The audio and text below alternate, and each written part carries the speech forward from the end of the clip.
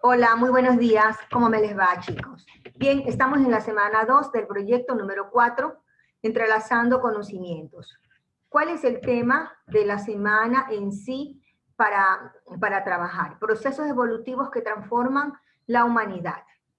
La mujer en la invención de la agricultura. Este es un tema que nosotros ya le hemos venido tratando en el primer trimestre, lo hemos tratado en octavo y ahora pues estamos refrescando nuevamente los conocimientos de acuerdo a lo establecido en las fichas de trabajo del proyecto número 4 y que el ministerio pues así lo ha dispuesto. Pero también vamos a tratar el tema sobre los derechos humanos, buen vivir, atención prioritaria, derechos de participación y otros. ¿Está bien? Primero recordemos un poquito sobre las mujeres y el descubrimiento de la agricultura y qué trascendencia tuvo este descubrimiento de la agricultura a nivel de la humanidad. Por accidente, las mujeres descubren la agricultura al descubrir que cayendo las semillas al suelo, estas germinaban y luego que se obtenían frutos. ¿Está bien? De manera accidental entonces se descubre la agricultura y se le atribuye esta situación a las mujeres. Esto fue en el periodo llamado Neolítico. En este periodo hay varios cambios, entre ellos el hombre pasa de ser sedentario, de ser nómada, a establecerse como un ser sedentario. Paso trascendental en la vida de la humanidad, ya que el hombre no solamente se encarga de consumir, sino que también produce. Esto da lugar también a otras instancias dentro de la humanidad, como es el nacimiento del comercio, el trueque a través del intercambio de los productos que establecían los pueblos. Entonces, se atribuye este nacimiento de la agricultura a la mujer y con el nacimiento de la agricultura los trascendentales cambios como es el que el ser humano se transforme en un ser sedentario. ¿Cómo se empezó a descubrir la agricultura? Ya ustedes lo escucharon hace un momento y ustedes lo saben.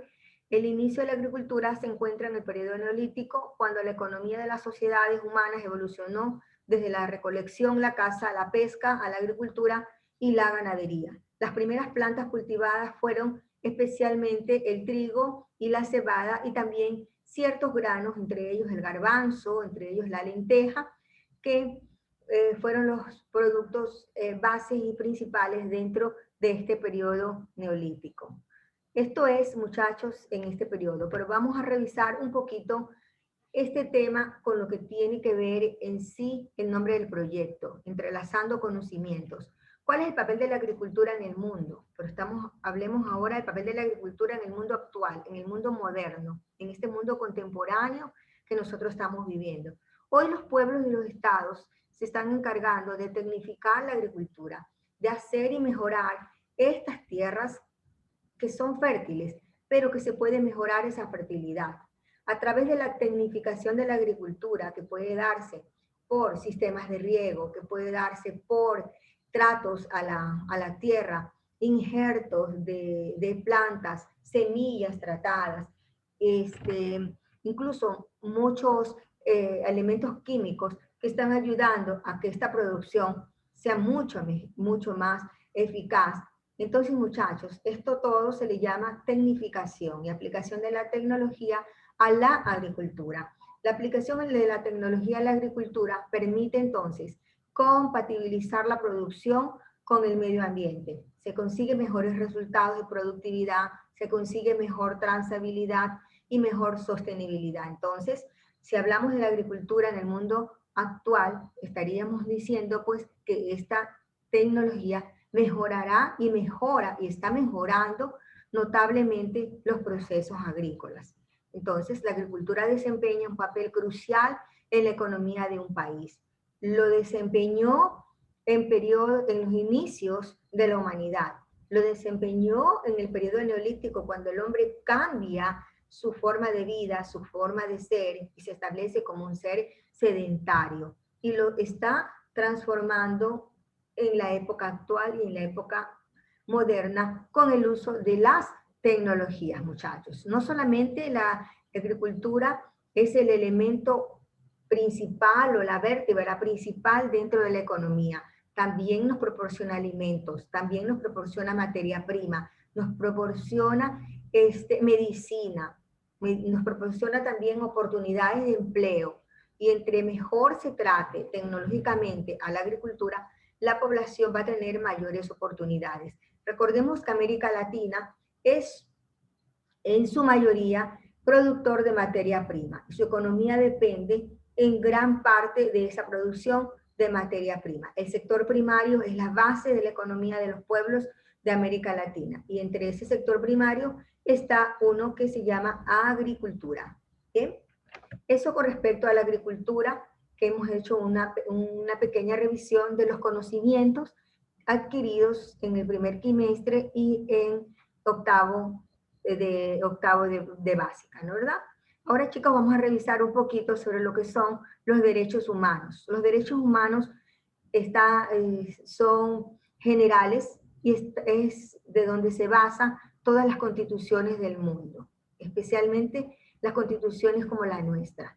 Esa constitución que es la que rige a un Estado, en este caso la que rige al Estado ecuatoriano. Imagínense que no tuviéramos leyes en donde regirnos. Entonces nosotros a través de la Constitución tenemos leyes con las cuales nos estamos rigiendo. Nuestra Constitución entonces organiza nuestros derechos, organiza los derechos del buen vivir. ¿En cuántas partes? Parte 1 y parte 2. Los derechos del buen vivir, parte 1, son el agua, la alimentación, el ambiente sano, la comunicación y la información. Y los derechos del buen vivir, parte 2, engloba los derechos de la cultura y la ciencia, de la educación a lo largo de la vida, esta educación que debe ser participativa, que debe ser incluyente, que debe ser diversa y debe ser intercultural, tal y cual reza en la Constitución de nuestro país. A la vivienda, al hábitat, a una hábitat segura, chicos, a una vivienda digna y saludable. A todo esto, todo esto se contempla dentro de la Constitución. A la salud, derecho a la salud, derecho al trabajo y la seguridad social. El Estado, a través de la Constitución y de las leyes, observa y está pendiente de que estos derechos se cumplan para el pueblo y para los ciudadanos. Recuerde que nosotros estamos en un sistema democrático, ¿no es verdad? Donde el Estado garantiza también nuestros derechos, donde nosotros tenemos responsabilidades que cumplir, pero también el Estado garantiza esos derechos que él debe cumplir. Derechos de las personas y los grupos de atención prioritaria que están incluidos dentro de nuestra Constitución. Como ustedes pueden observar esta imagen, ¿cuáles son las personas de atención prioritaria? Aquellos a quienes se les debe dar atención inmediata, atención rápida y primaria. Es decir, están por encima de los demás grupos. Dentro de estos grupos de atención prioritaria tenemos a personas con discapacidad, a personas con enfermedades catastróficas, tenemos a los niños, niñas, adolescentes que están incluidos dentro de esta atención prioritarias, a personas embarazadas en estado de gestación, a los ancianos, que son consideradas personas de atención prioritaria. De ahí, muchachos, que en algunas instituciones públicas y privadas, en la mayoría de las instituciones, ya existe, por así decir como ejemplo, lugares especiales para ellos, en los transportes, sillas especiales para ellos, en los bancos, sitios especiales para que ellos hagan sus trámites y no hagan largas filas. ¿Está bien? En todas partes debe cumplirse esto, en los hospitales y centros públicos, la atención primaria para los niños y para los adolescentes, la atención primaria para las personas con alguna enfermedad catastróficas, que deben de atenderse de manera rápida y emergente. ¿Está bien? Entonces, también, muchachos, existe atención prioritaria para personas maltratadas, para personas que hayan sido víctimas de violencia, de maltrato infantil, víctimas de desastres naturales o desastres antropogénicos. Cuando hablamos de desastres naturales, se refiere a los que se producen naturalmente en el ambiente, un terremoto, un sismo, un tsunami, y antropogénico cuando el hombre ha tenido que ver dentro de este desastre, qué sé yo, de repente un incendio forestal que se ha dado por un descuido del hombre, ya de repente una explosión que se ha dado por el descuido del hombre en alguna situación, ¿está bien? Entonces, este es un grupo especial que también tiene sus derechos y se llama atención prioritaria. No olviden ustedes, atención prioritaria es especial para aquellas personas como los discapacitados, los niños, los adolescentes, ancianos, personas embarazadas, etc. Derechos de las comunidades, los pueblos y las nacionalidades. Aquí ustedes ya saben y lo conocen, hemos venido tratándolo durante todo este tiempo. Nuestro país es pluricultural, multiétnico y tiene una serie de costumbres, una serie de situaciones que nosotros debemos de respetar, porque nuestra Constitución establece una democracia sí, pero una democracia basada en el respeto hacia los demás.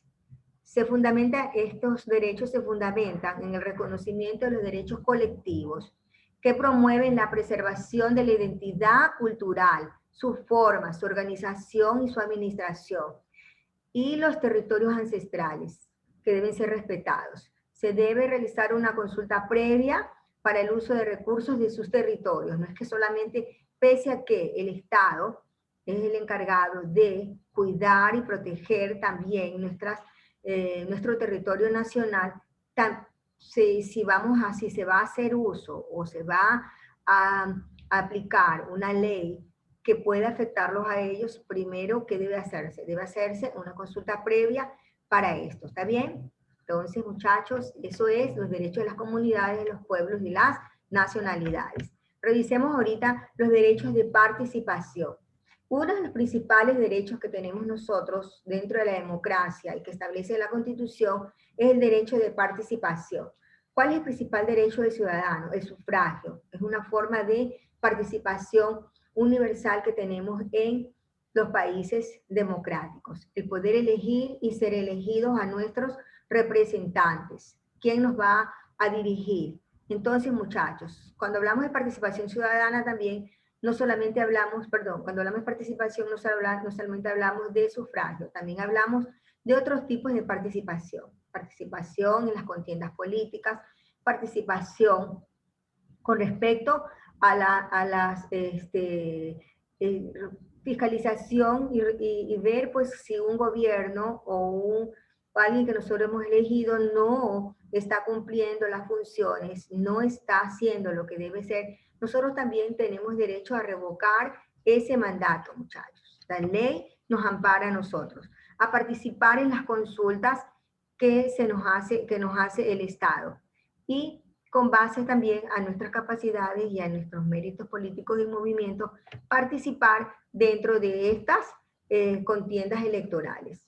Bien, vamos a revisar entonces también los derechos de la libertad que se establecen dentro de nuestra Constitución política. Recuerde que la Constitución que tenemos vigente actualmente es la Constitución del año 2008. Nuestro país ha pasado por una serie de reformas y de constituciones que tenemos nosotros desde el año 1830 que nos iniciamos como república y que somos un país de derecho basado en leyes, muchachos. Entonces, actualmente nos rige a nosotros la Constitución del año 2008.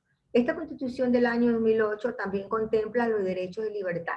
Estos derechos de libertad, muchachos, que como ustedes pueden observar en esta imagen, no solamente se refiere a estar libre y no estar dentro de una cárcel o perder tu libertad dentro de la sociedad. No, también nos está hablando de una libre expresión. Todos tenemos derecho a expresarnos, no importa nuestra condición social y no importa nuestra condición económica. Obviamente, esta expresión debe estar dentro del marco del respeto. No lo olviden, por favor.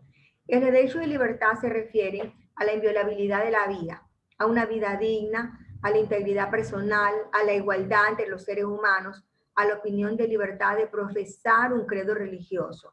¿Está bien? A decidir, libertad para decidir, libertad de reserva, libertad de objeción de conciencia, de asociarse, de transitar libremente, de desarrollar las actividades económicas a elección de acuerdo a mi gusto o de acuerdo a mis recursos. ¿Está bien? Libertad de intimidad personal, libertad familiar, libertad de inviolabilidad de la correspondencia. Eso significa que no te pueden estar abriendo la correspondencia, tus cartas o lo que llega para ti. Eso es tuyo, ni siquiera tu familia. Tiene que abrir y revisar lo que es parte de tu correspondencia, porque es tu derecho. ¿Está bien? Libertad de un ambiente sano, de la identidad personal y de la identidad colectiva, muchachos. Todo eso forma parte de los derechos y libertad que obviamente en este momento no los podemos tratar totalmente, pero lo estamos tratando en forma muy breve. Derechos de la naturaleza. Se refiere al respeto íntegro a la existencia de la naturaleza, su mantenimiento, la regeneración de sus ciclos vitales y la restauración. Aquí he colocado una imagen que está muy interesante, lo que nos dice ahí el anuncio. Si la voz de la madre tierra, sé la voz de la madre tierra, perdón, sé la voz de la madre tierra, di sí a los derechos de la naturaleza. Nosotros los ciudadanos somos los que vivimos en esta sociedad. Somos los que debemos respetar también a la naturaleza, no dañarla, no contaminar, ser parte más bien de la ayuda, ser parte de la solución, no ser parte del problema. ¿Está bien? Entonces, cuidar la naturaleza y ser parte de esa existencia, la naturaleza, son artículos y derechos contemplados dentro de la Constitución Política del Estado ecuatoriano. Los derechos de protección. Cuando hablamos de derechos de protección, miren ustedes la imagen que les he colocado aquí, que me la encontré en las redes, en el internet, unas grandes manos protegiendo a la sociedad, protegiendo a la familia, protegiendo a los individuos. Esas manos pueden ser la familia, esas manos pueden ser el Estado a través de las leyes, ¿sí? Entonces, nosotros estamos protegidas por leyes, estamos protegidos por derechos, estamos protegidos por nuestra familia, ¿sí? Y todos estos derechos están contemplados dentro de esa Constitución. Tiene que ver al acceso gratuito a la justicia, a la defensa y la protección especial. Nadie te puede decir que eres culpable mientras no se haya hecho una investigación, un análisis del hecho ocurrido en sí. Entonces, muchachos, nuestro país contempla leyes, leyes que son para todos, que no solamente es para un grupo, sino para todos. Nuestra familia también tiene el derecho de protegernos y cuidarnos, más que todo cuando somos niños. Y cuando somos ancianos, nosotros tenemos la obligación de cuidar también a ellos. Y aquí tenemos, por ejemplo, miren, una niña que está atrás de un policía, porque nosotros también tenemos acá organismos como la policía, la fuerza militar, los marinos, que cumplen el papel de protección en diferentes marcos de la sociedad. En este caso, la policía, que se va a encargar de la seguridad dentro de las ciudades y dentro del territorio nacional. ¿Sí? ¿Qué actividades vamos a realizar el día de hoy? Sumamente sencillas las actividades, son 5 preguntas, por favor, pero la principal que necesito que ustedes me trabajen es esta. Una violación de derechos ocurre cuando los derechos de una persona no se ejercen o no pueden ejercerse por algún problema. Esta pregunta quiero que la analicen, la piensen bien y luego ustedes van a contestarla. Van a observar su entorno familiar, su entorno comunitario, escolar, si existe algún niño, niña o adolescente que no ejerza alguno de sus derechos. O si tú en algún momento sentiste que tus derechos no estaban siendo respetados. Indaga por qué, de acuerdo a lo que hemos revisado el día de hoy de los derechos. Anota tus hallazgos y comentas qué te parece esta situación y qué crees que se debe hacer. Una pregunta muy sencilla que quiero que me la contestes a tu juicio. Pide ayuda a tu mamá, a tu familiar, para que puedas trabajar esta pregunta bien hechecita. La segunda pregunta dice, elabora una explicación de lo que comprendes por el buen vivir. Ya nosotros vimos buen vivir y summa causai, vivir en armonía, vivir en base a las normas y las leyes, vivir en base al respeto, en base al cuidado también nuestro, personal y de los demás. ¿Sí? 3. Explica cuál es la importancia de la Constitución en el ordenamiento del país. Chicos, ¿qué pasaría si no hubiera una Constitución política? Recuerden que la Constitución son las leyes que nos rigen. Y si no hubiera leyes, ¿qué pasara con nosotros? ¿Por qué entonces es importante tener leyes? Porque es importante que una constitución contemple nuestras responsabilidades y nuestros derechos. Por favor, conteste eso con ayuda de su familiar. Contesta cuál es el objetivo del nuevo régimen del desarrollo que propone la Constitución actual. Lo vas a investigar, lo vas a revisar y lo vas a escribir dentro de tu material de trabajo de esta semana. Leen la página 113 por último del libro que tú ya tienes ahí. Leen la página 113 en una sección muy pequeña que dice desde el derecho, donde se te recuerdan cuáles son tus responsabilidades asignadas en el Código de la Niñez y la Adolescencia. Muchachos, eso es todo lo que vamos a tratar en esta semana. Espero que estos pocos conocimientos que hemos podido impartir el día de hoy les sirvan de algo. Gracias, muchachos, como siempre, su maestra que los quiere y los estima mucho, Silvia Santana. Nos vemos la próxima. Chaito.